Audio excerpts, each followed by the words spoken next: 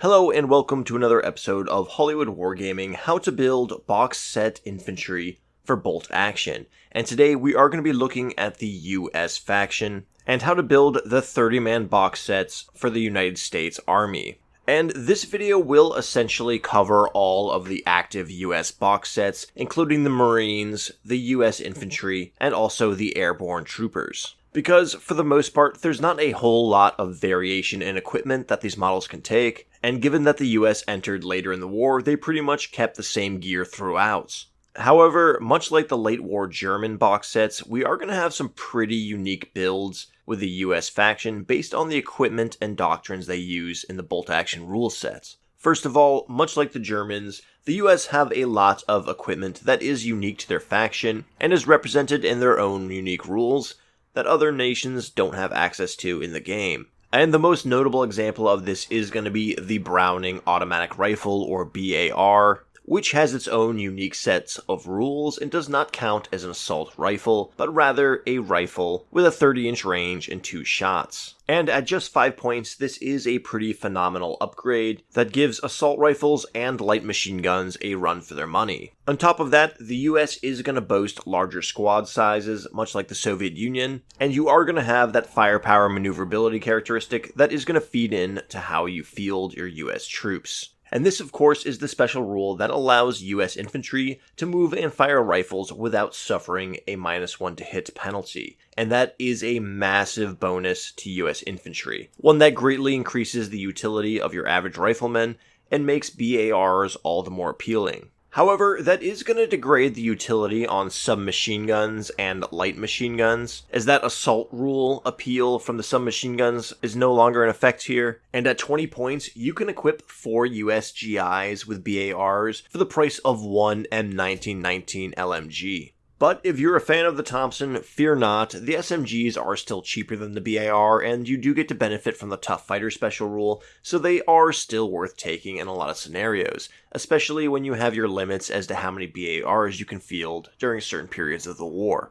Unfortunately, the same cannot be said for the LMGs. They really just lose a lot of their luster in US factions, as playing Americans greatly emphasizes on high mobility, which will let you leverage the battlefield against your opponents. And usually that 20-point price premium does come into play for the extra shots, but with the BAR as an option, you are getting the range and the extra shots needed, and the M1919 just generally isn't worth it. So, long story short, if you're going to be playing the United States faction, you are going to be putting a large emphasis on rifleman squads with the Browning automatic rifles inside them, with the occasional Thompson spread out here and there, usually amongst your NCOs and commanding officers. And on that note, I want to make just a little point about how nice the United States faction is in this game, because you can not only play very meta with them, but also very historically accurate. A squad of GIs sporting a BAR and all rifles is a very cost-efficient infantry unit that will have a leg up on your enemy's regular infantry, and is more or less 100% historically accurate. And to be quite honest, by the time the Battle of the Bulge came around, there were a lot of reports of US infantry units who were equipping more than one bar in their squads, while simultaneously there were veteran squads who swore it was a piece of junk and completely ditched them entirely for Thompsons and rifles. It seemed to be a very user preference oriented piece of kit, and almost any way you can equip these squads can be deemed historically accurate from different records from the era. Now, there are definitely caveats to that. If you're trying to do something like a Marine Raider force, or perhaps the 101st during the invasion of Normandy, you might have to be a little bit more stingent if you want to be historically accurate. But hey, having all these tools in your arsenal is very useful to have, and that's really what this video is about overall. But let's go ahead and move along and take a look at how I recommend building the basic infantry squads for the US faction. And again, that is going to apply to the US Infantry, Marines, and Airborne. Now, things will get a little bit different per box when we get to the HQ and Specialist build, as these boxes do not have all the same pieces of equipment. But for the Generalist Infantry build, there is only going to be one caveat that we will discuss later. But right off the bat, you're going to see that we are going to have 2 large 12-man squads. And of course, the first man we have in the squad is going to be your NCO, and he will be sporting a submachine gun.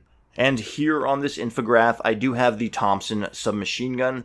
However, a lot of these kits are equipped with the grease gun submachine gun, which is more or less the US version of the Sten gun, a stamped pressed metal, cheap manufactured submachine gun that was widely issued to troops. It should be quite obvious on the sprue, but if you can't find it, just Google search grease gun, and both that and the Thompson will count as a submachine gun that you can put onto your NCO. And the reason I recommend taking that Thompson submachine gun on your NCO is because despite the fact that you're not really getting the advantage of that assault special rule, you are still getting tough fighters. And tough fighters is a very good deterrent when fighting enemy units, and a lucky roll with it can make or break close combat. And of course, as we all know, close combat is probably the most cheesiest exploitable rule in bolt action, and having anything that prevents that is very much a good addition to a squad. On top of that, submachine guns seem to get a little bit more utility in the US faction than they do in others,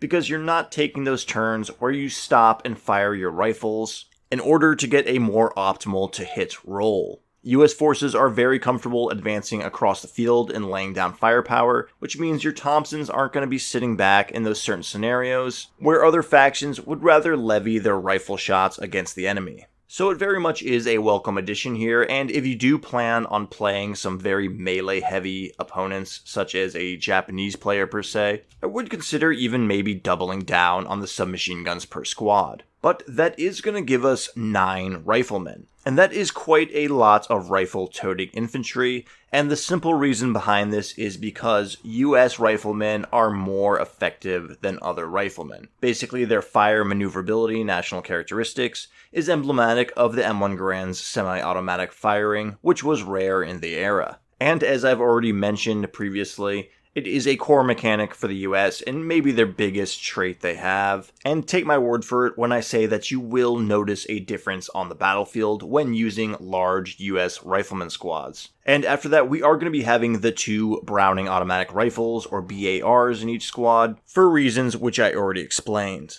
It is a very, very effective rifle for its points cost, and pairs with that national characteristic, allowing you to move and fire these guns without a hit penalty, which is a very big deal, something you do not benefit from with other LMGs. But there is one other advantage to the BAR. I want you to go back and look at those riflemen.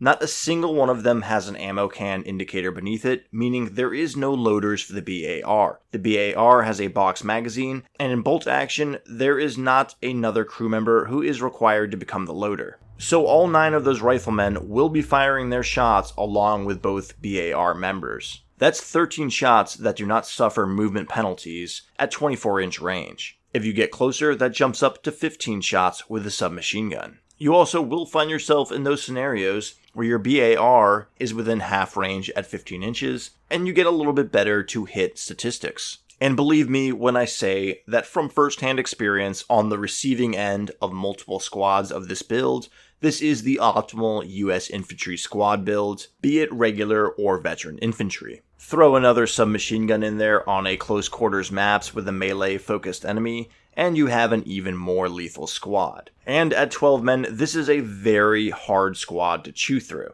The sheer volume of bodies also acts as a further deterrent for those melee-hardened enemies who are going to try and wipe you out. But with those 2 basic 12-man squads out of the way, we are going to have a somewhat gimped, smaller 6-man squad. But as always, this video isn't a hardcore recommendation on how to build your squads in a list, but rather how to build your box sets to have versatility when you are building your lists. And in theory, you could take 2 riflemen out of those 2 previous squads, and then have 3 10-man squads here. Alternatively, you could run your list exactly how is pictured here, with your 1 6-man squad being your veteran squadron. Either way works, honestly. This is just a sort of versatile way to build the box set to give you options, again, when building those lists. But in this second grouping, you are going to have another NCO model with a Thompson submachine gun. And as always, your NCOs can be indicated by something as simple as a man pointing,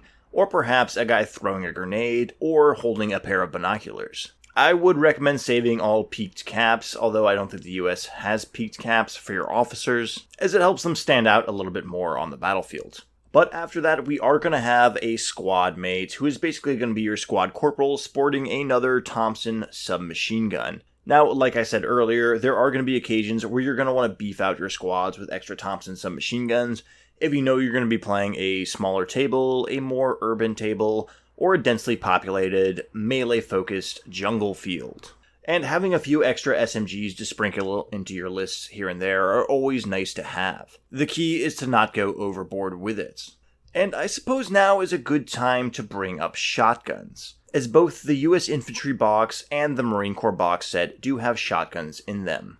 And while there are a few theater selector books that do have options for shotgun upgrades, for the most part they're not really present in the rules of bolt action. Which might be a bit of a shame at face value, but really when you look at it from a kind of casual standpoint, it's a bit of a bonus to have in your building arsenal. I know a lot of US players who have built their models with shotguns and field them simply as riflemen, and that is perfectly acceptable. They are about rifle length, and from tabletop height level, you can't really distinguish them from a distance. And let's be honest, it is very cool to build a few guys with those old school trench shotguns, especially if you're going to be on the Pacific Front. So if you really want to build them, go ahead and build them and just field them as riflemen if you'd like. However, if you are playing casually and you want to be a little bit cutthroat with your box set and you're not sure what you want to have for submachine guns or riflemen, and you want some more versatility, you can actually use those shotgunners to sub as either submachine gun men or riflemen, so long as you let your opponent know before the game starts, and you apply that rule to every squad and every model in your army. So let's say you start the game, you can say, hey, my NCO has a Thompson submachine gun, but there is also a guy with a shotgun in there who is representing another model with a submachine gun. But keep that format monolithic throughout your army. Don't be the guy who's like, the shotgun in this squad is a submachine gun, but in this squad it's a rifle, and in this squad it's a BAR. Don't do that. Keep it monolithic, but you can kind of be a little bit fluid in more casual games with how you field those shotguns. And I'll be quite honest, the same could also be said for the M1 carbines. Now, these are the shorter carbines that have the longer barrel protruding from the wooden stock, and in some scenarios, even a folding wire stock. Now, these were more portable rifles used by airborne and vehicle crews, as they were more maneuverable on the battlefield and could be a little bit more compact and handy to carry around in those tight scenarios. And when you consider them from that standpoint, they pretty much took a similar, if not identical, role to submachine guns. So, in theory, in more casual games, you could proxy these as either submachine guns or rifles in your list, as long as you keep it monolithic throughout your force and let your opponent know ahead of time. However, for the most part, I would actually keep the M1 carbines as riflemen, as you do get more of them in a box set, and it could probably get pretty confusing if you do try and proxy them as submachine guns. All that being said, the carbines and the shotguns are very fun little additions to add some variety to your models, and if you want them there for variety and nothing else, feel free to build the occasional model with them, and just field them as riflemen. But after those 2 submachine guns in this smaller squad, you are still going to add 3 more riflemen. Again, with the US, your riflemen are just very, very utilitarian. They are the bread and butter to the US force, and will get a lot accomplished on the tabletop, more so than other faction basic riflemen. And after that, we are going to have 1 more Browning automatic rifle. Again, these guys are just fantastic, and you want 1 in every single squad. Now, this will be building 5 BAR riflemen, which is going to be the maximum for both the US Infantry new box sets and the US Airborne box sets, as you only get 1 BAR per sprue, and you only have 5 sprues in that box set. Otherwise, I would absolutely recommend you build 6 BARs, and that is something that you can 100% do with the Marine Corps box set. So, if you do have a Marine Corps box set, or if you know another US player who's willing to lend you extra bits and extra BARs, I would 100% recommend building a 6 BAR instead of one of those 3 riflemen in this final unit. And that is the big caveat for the basic infantry build. This is more or less going to be universal across these box sets, but if you can get the extra Browning automatic rifle, build a 6-1. It absolutely will come in handy. But if not, I think you will be okay with just 5 BARs, No need to run to eBay and pay $8 for one plastic little BAR arm. This should totally get the job done. And to be quite frank, anything more than 6 BARs for a 30-man box set might be a little bit overkill, so while you might be able to do that with the Marine Corps box, I would say just stick with 6 as a maximum, as I think that is the optimal number to build. But with that one caveat of the extra BAR, this build guide here could suit all 3 of the US plastic infantry box sets. And again, this is the route you take if you want to buy the metal blister pack support group separately. If you don't want to build the HQ from this box set, if you don't want to build the specialist weapons, and you want those more unique metal models, this is the route to go. However, if you are looking to get into this game with just one plastic box set, and you want to use that box set to start playing matches immediately, or if you just have an aversion to working with metal models, you are going to want to build an HQ and specialist units to have more list diversity, and have a commanding officer, which is required in a legal platoon build. So now we will be moving along to the HQ and specialist builds, in which we will be building more or less 2 basic infantry squads, followed up by a command squad, and then some support units alongside it to buff out your forces. And this is where things do get a little bit divergent for these 3 box sets, as they do have different varieties of special weapons and equipment that they can take. Now, the most notable difference here is going to be with the Airborne box set, where you get the M1919 30 cal machine gun, which is of course an LMG in the bolt action rules, which is not present in the other 2 box sets. However, in the other 2 Marine Corps and Infantry box sets, you are going to get the bazooka, which is not present in the Airborne box sets. On top of that, the Marine Corps box set is going to also have the option to build a Springfield sniper rifle, allowing you to build a plastic sniper team, which isn't present in either the Infantry box set or the Airborne box sets. So there is a bit of complexity to building these guys if you want to go the specialist route. And this did almost prompt me to make a different video for every single one of these box sets.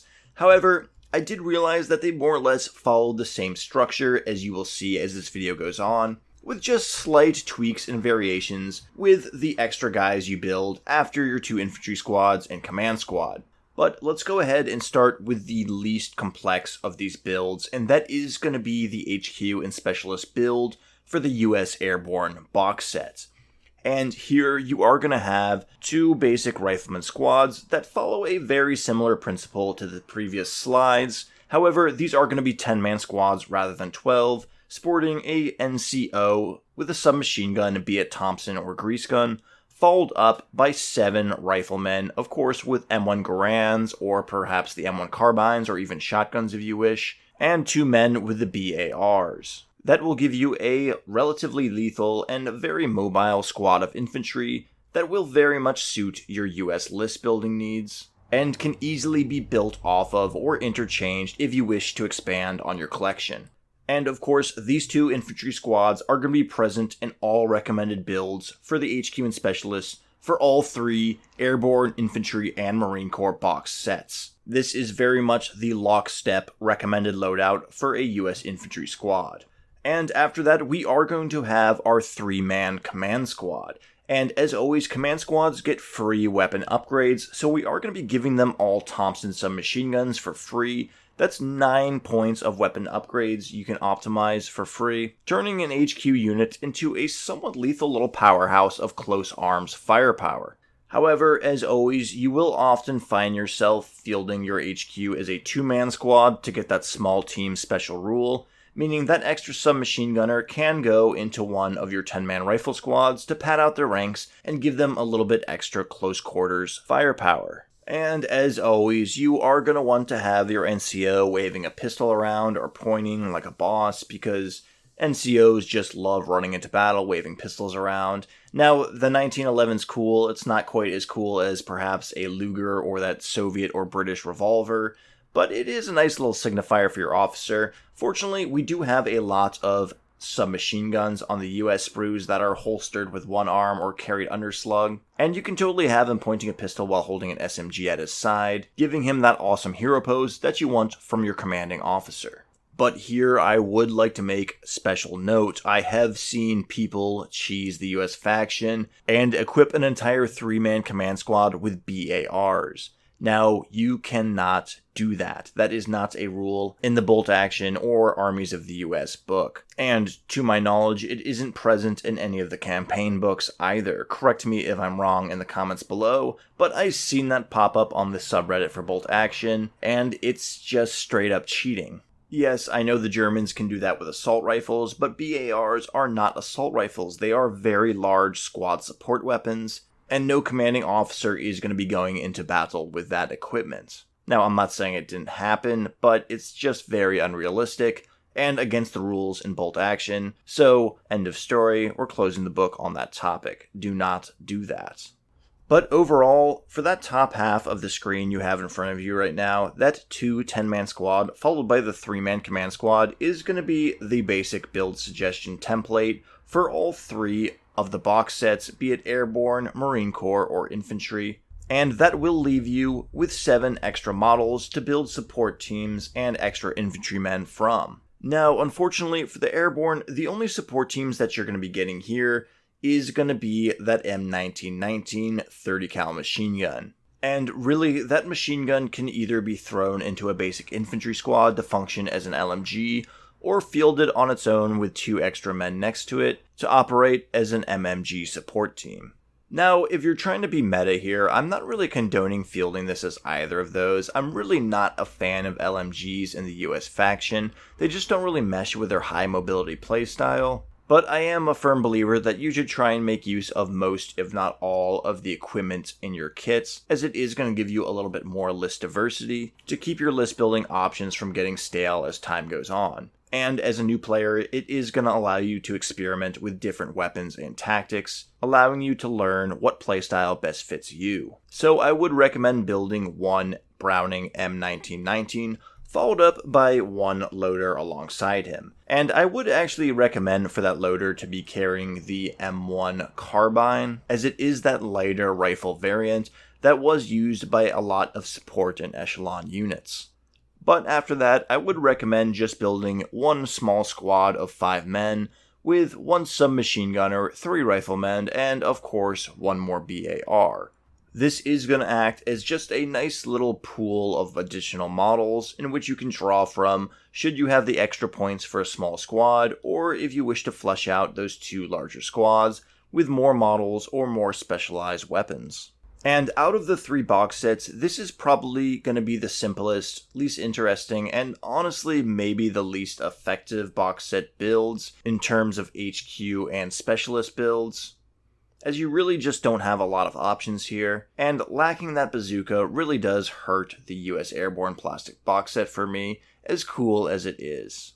I am also going to put a huge disclaimer on this portion of the video, as it is the least historically accurate for the Airborne. They oftentimes did not carry BARs as they were too big for jumps, and it may even conflict with a lot of list building rules. The US Airborne Infantry are a bit of a mess when it comes to the rules in Bolt Action. There's conflicting information about them all over the place, a lot of facts and rules that are just kind of inaccurate and overlaying and contradictory. For example, there are many situations where they do have restrictions on what they can equip in terms of BARs and other equipments. And there are many scenarios where I think it's more beneficial to just run your paratroopers as veteran infantry than actual paratroopers as per the Armies of US rulebook. And while one of my main opponents in my hobby group is a US player, I myself am not. And if you wish to start a dedicated US Airborne collection, perhaps a historically accurate 101st Screaming Eagles division or something of the sort, you are going to need to do a lot more research beyond this video. This is just my recommendation on how to build the box sets to give you a fluid experience on a minimal investment. I will also say this for the US Airborne players out there: if you can get your hand on an extra bazooka bits, which is pretty widely available as they come on every sprue in the US Infantry box sets, go ahead and get one and make a bazooka team. Take 2 of those extra riflemen, make 1 a bazooka guy, make the other a loader, because it is definitely going to come in handy, and it is a bit that is going to be relatively easy to get your hands on, provided you know other US players in your area. The US really don't have a lot of great anti-tank options, and a bazooka team goes a long way in this force. It's a little bit of extra legwork, but if you can do it, I highly recommend doing it.